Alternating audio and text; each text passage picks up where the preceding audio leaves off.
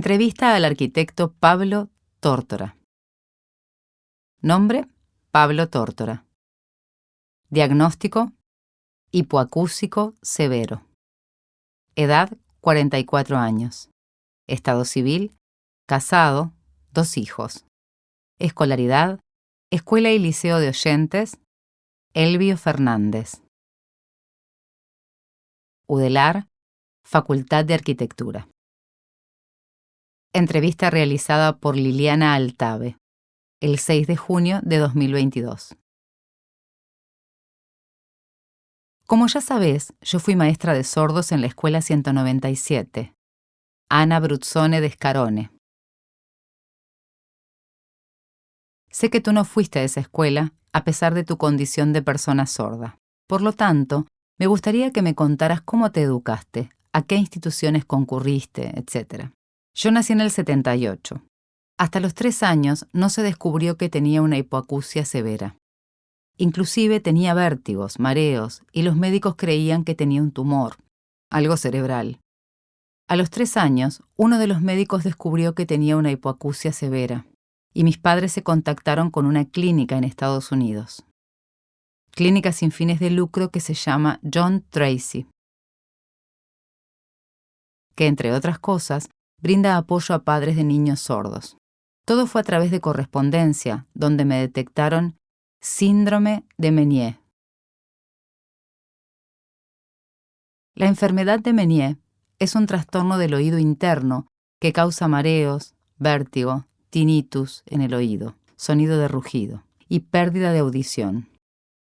En Montevideo, los médicos no supieron dar con exactitud a qué se debían mis síntomas, aparentemente algo muy similar al síndrome de Meniere, pero nunca se pudo comprobar. Estos síntomas persisten hasta el día de hoy, pero con mucha menor frecuencia e intensidad. Por correspondencia enviaban cómo tratar al niño sordo. Se enviaban los audiogramas y otros estudios. Por otro lado, mis padres se conectan con otros padres de una niña sorda, Mónica Birnfeld, mayor que yo. Se conectan con ellos, que la habían llevado por todo el mundo, y llegaron a la conclusión que lo mejor era una clínica de Buenos Aires, donde te colocaban un audífono.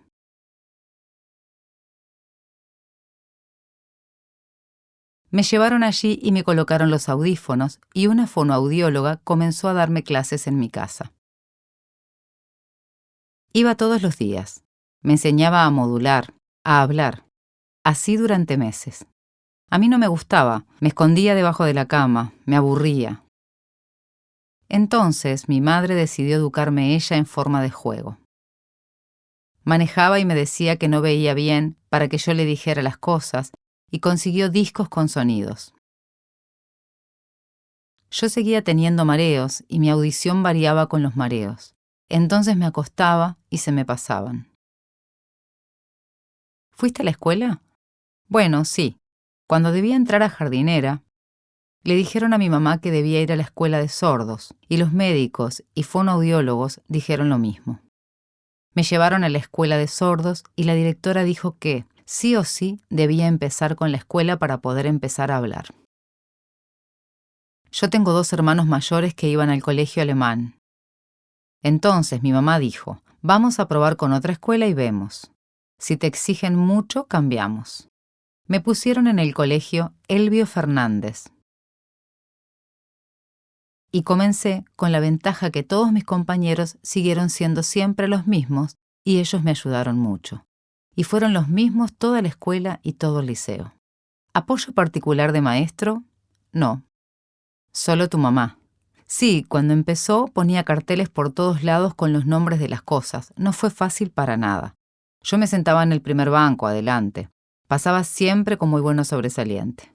A los 8 años comencé a jugar al básquetbol. Hacía mucho deporte. Cuando terminé 6º grado, la maestra le dice a mi mamá que era mejor que estudiara un oficio y no ir al liceo. Sí, era un poco la mentalidad de la época, hacer oficios. En la escuela de sordos también estaban los que iban en contracurso a escuela de oyentes y los que quedaban en la escuela haciendo un taller. En el liceo les pedían los apuntes a mis compañeros, o fotocopiaba. Después entro a facultad pública, Facultad de Arquitectura. Ahí se pone muy difícil, porque no te contemplaban. Eran muchos alumnos y no te consideraban que te sentaras adelante. Por lo tanto, dejé de ir a clase. Iba a los talleres, que eran más personalizados. A mí me gustó mucho dibujar. El diseño y las materias las daba libre. Sentí mucha dificultad cuando entré a facultad porque no conocía a nadie y nadie me ayudaba. Si hacías un dibujo mal, te lo rompían. Pasé muy mal. Al año siguiente hay un concurso en la Intendencia Municipal de Montevideo. Del taller que éramos como 70, para hacer un diseño de una parada de taxi con teléfono, baño, etc., en coordinación con la Junta de Montevideo. Y obtuve el primer premio. Era Arana el intendente. Después nunca se hizo la parada. Yo tenía 19 años y como me gusta mucho el agua gané el primer premio y con ello me compré mi primer traje de surf. Empecé a trabajar en un estudio de arquitectos que era muy conocido. Me llevó 12 años recibirme, pero siempre trabajando. Hice el viaje de arquitectura y me quedé en España trabajando 3 meses, con un docente que se fue de Uruguay a vivir en España. Me recibí a los 31 años. La carpeta final la hice como en 3 años. Empecé directamente la arquitectura, trabajando en proyectos para Rocha y Punta del Diablo. Ahora tengo un estudio de arquitecto y hace 4 años tengo una empresa de construcción. Tengo 2 hijos, una niña de 3 años y un bebé de 7 meses. Con respecto a tu profesión, viste que muchos sordos hacen arquitectura. No sé, a mí me gustaba el dibujo o diseño. A mí me invitaron a jugar al básquetbol en la asociación y ninguno hablaba nada. Le pedían a Hugo que tradujera. No entendían tampoco lo que decían los demás. El presidente no habla. Sabes que ese era el fundamento del oralismo. Con las señas no se esfuerzan para aprender y hablar. El lenguaje de señas dice lo mismo para diferentes cosas. Por ejemplo, voy a cruzar la calle, cruzaré la acera. Tienen los mismos signos. Ese es otro tema, es el bilingüismo, y en este momento es como se educa a los sordos. Yo les digo a mi familia que al terminar el día estoy muy cansado, porque tengo que prestar muchísima atención cuando estoy con los oyentes. Por ejemplo, recién éramos 3 alrededor de una mesa, y yo para entender a los otros 2 debía estar atento a las bocas de ambos, un esfuerzo enorme. Te cansa físicamente, y a los demás también. A mi esposa cansa tener que repetirme a cada rato, porque yo no entiendo de primera. Por lo tanto, con el lenguaje de señas es más fácil. El otro día estábamos con Hugo, Francisco, su hijo. Yo hablaba y Hugo no me entendía. Entonces, Francisco rápidamente traduce lo que yo dije en lengua de señas. Es la prueba de menor esfuerzo. Rápidamente me comunico, pero ¿hasta dónde logras buenos niveles de educación si no sabes hablar, escribir? Sí, no vas a hacer el esfuerzo de entender. Te voy a hacer una pregunta. Si tuvieras un hijo sordo, ¿cómo lo educarías? Creo que de la misma manera que me educó mi mamá. Sería mucho más fácil hoy por la tecnología. ¿No es la escuela de sordos? No, depende de la persona.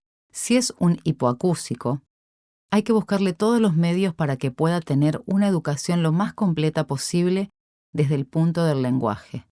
Para los sordos profundos es más difícil, pero igual se debería tratar que todas las personas tomen sordos profundos y sus compañeros los ayuden. Yo, además, veo cómo los sordos se autoexcluyen, piden derechos pero se discriminan. Por ejemplo, a mí me enseñaron un poco el lenguaje de señas. Natalia, la esposa de Hugo, que es intérprete. Yo le dije, ¿Por qué no das clase de lenguas de señas en la escuela? No puedo, porque para dar clase tenés que ser sordo. Lo que pasa es que se supone que la lengua de señas debe ser transmitida por un sordo, como la lengua materna. A mí me parece un retroceso, porque hay algunos sordos que oyen más que yo y no hablan, hacen señas. Yo hay ciertos sonidos como la alarma, bocinas, que no los escucho.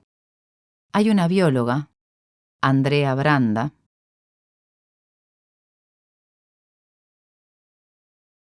sorda profunda, deberías entrevistarla. Trabaja en el INEA, Instituto Nacional de Investigación Agropecuaria. Tiene una maestría en genética. Ella me ha dicho que no está muy de acuerdo con la educación del sordo.